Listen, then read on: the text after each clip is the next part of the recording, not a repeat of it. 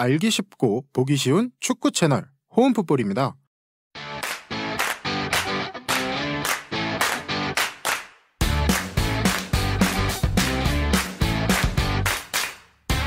마지막 경기 바이에른 뮌헨과 첼시의 경기입니다. 일단 뭐 사실 위의 경기들에 비하면 약간 결론이 나와 있는 상황이다. 모르죠. 솔직히 얘기해서 원정세 골은 너무 크다.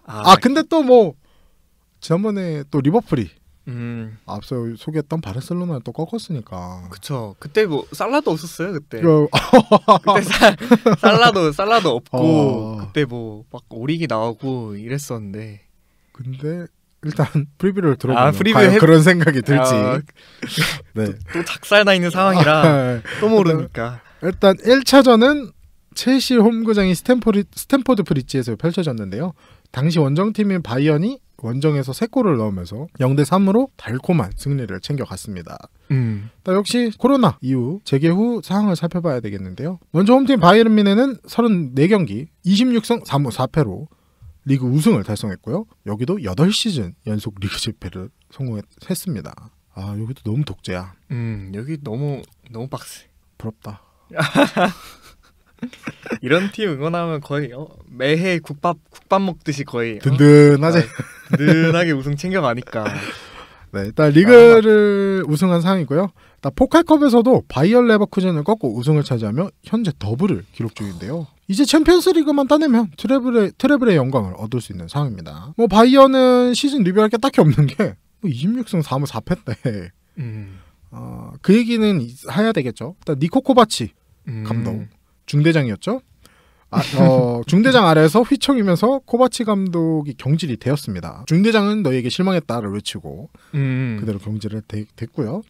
그다음 이후 한스 플릭 감독 대행 체제로 이어졌는데요. 근데 한스 플릭 대행 체제에서 바이언이 다시 원래의 모습을 살아났습니다. 이걸 보면서 느꼈죠. 레바민은 걱정하는 게 아니다. 레바민 걱정 할 필요가 없다. 요즘 반은 조금 요즘 레바민의 반은 조금 요즘 걱정이 되는데. 걱정이 톡 되긴 하는데. 화이팅합니다. 꾸레 코리아 화이팅입니다. 전 꾸레 아니에요. 네, 바이언은 현재 정식 감독이 된 한스 플릭 체제에서 리그 24경기 21승 1무 2패를 기록했습니다. 진짜 바이언은 크게 이야기할 게 없어 보여요.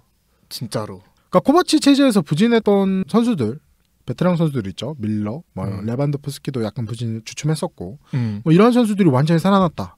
그래서 밀러는 이번 시즌 21개 도움을 올렸고 레반도프스키는 34골 4개의 도움으로 38개 공격 포인트를 쌓았습니다. 발롱도르가 없어지니까 이번에 안 한다는 게 레반도프스키한테는 사실 레반도프스키가 챔스에서 또 활약을 또 보여주고 그리고 만약에 챔스 우승해서 트래블까지 달성했다. 그랬으면 사실 레반도프스키 충분히 받고도 나와. 충분히 받을 텐데. 우리가 만들어서 보여줄까? 호훈도르. 이어서 계속하자면 간단하게 지난 1차전 이야기를 하자면 바이언이 바이언했다. 정도? 초반에 지루를 앞세워 높이와 연결 플레이를 시도한 첼시 공격진에게 몇 차례 공격 기회를 내주긴 했지만 중원에서 티아고와 밀러의 활약으로 경기를 쉽게 풀어나갔다 정도로 얘기할 수 있을 것 같습니다. 일단은 다음 원정팀 첼시인데요. 여기가 문제죠. 문제가 제가 한두 가지가 아니어서 어떻게 될지 모르겠어. 이번 시즌 우여곡절 끝에 리그 4위를 따내며 챔피언스리그 진출에 성공한 상황입니다. 리그컵은 16강에서 맨유에게 패배를 하며 떨어졌고 FA컵의 경우 지난주 결승전에서 아스날에게 패배하며 준우승에 머무르게 됐는데요. 문제는 이 FA컵이었어요. 그쵸. 당시 심판 판정 논란은 여러 이야기가 있는 상황이지만 더욱 문제가 되는 건 FA컵에서 3명의 선수가 부상을 당했다는 점입니다.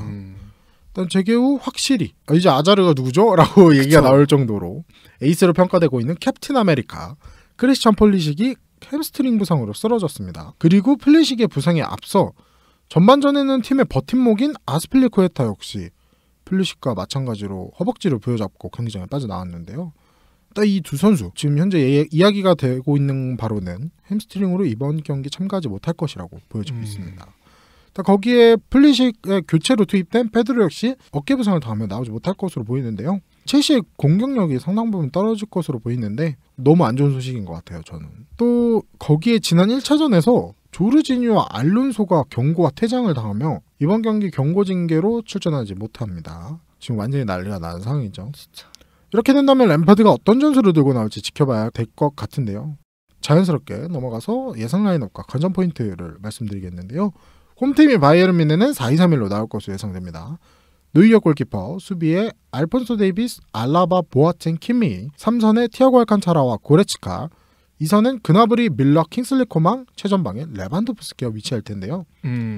일단 부상 선수로는 우측 윙백인 벤자민 파바르가 있기 때문에 조시아 킴미가 원래 포지션이 우측 윙백으로 돌아갈 것으로 보입니다.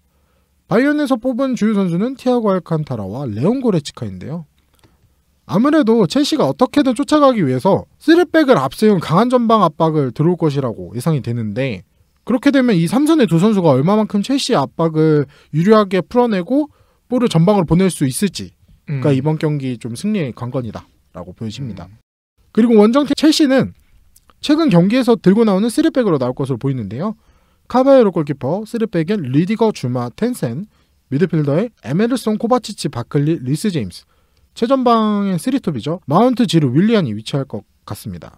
뭐 위에서 언급한 플리식, 아스피를 비롯한 길모어까지 지금 부상으로 나오지 못하고 있고, 조르지니와 마르코스 알론소가 경고 누적으로 참가하지 못하게 됩니다. 뭐 캉테가 있기는 한데 캉테도 이제 부상에서 돌아왔기 때문에 바로 쓸까라는 생각이 좀 들지는 않아요. 근데 뭐 또 수비적인 입장에서 봤을 때는 좀 쓸 것 같기도 한데 일단 이 부분도 좀 지켜봐야 될 것 같습니다. 역시 이러한 상황에서 이제 빛이 나져야 될 첼시의 선수는 올리비에 지루인데요.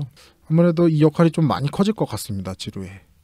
전방에서 뺏은 볼을 빠르게 동료들에게 연결해주는 역할을 비롯해서 공중볼 경합, 상대 수비와의 거친 몸싸움, 난 플리식에 빠진 만큼 뭐 득점까지, 때로는 득점까지 직접 해줘야 될 수도 있을 것 같고, 좀 많은 역할이 부여되지 않을까라는 생각이 드는데요. 예상 스코어 어떻게 되시죠? 예상 스코어요? 사실 예상 스코어가 의미가 있나? 약간 싶긴 하지만, 사실 저는 첼시가 득점을 하기에는 좀 어려운 상황이라고 생각을 해요. 사실 지금까지 이제 최근 첼시의 득점들을 다 살펴보면은 사실 플리식을 거쳐가지 않은 장면이 거의 없잖아요. 그렇죠. 사실 플리식이 뭐 오프 더 볼 상황에서도 또 해주는 무언가가 있기 때문에 딱 그게 빠지고 나면은 사실 득점력이 많이 죽지 않을까. 그럼 또 올리비에 지루가 또 막상 연계를 되게 잘하지만 정말 스트라이커로서 정말 득점력이 장기인 선수는 아니니까 아무래도 바이에른 뮌헨의 승리, 그러니까 약간 N대0 승리가 되지 않을까.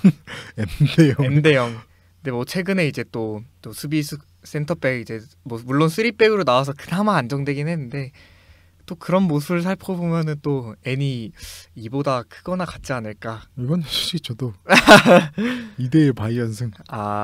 그 이 리옹과 유벤투스 한 경기가 가려는데 삐삐두를 응원할 수 없어서 리옹을 선택하겠습니다. 네. 일단 이렇게 챔피언스리그 잔여 경기, 16강 잔여 경기의 리프리뷰는 여기까지 마치겠습니다.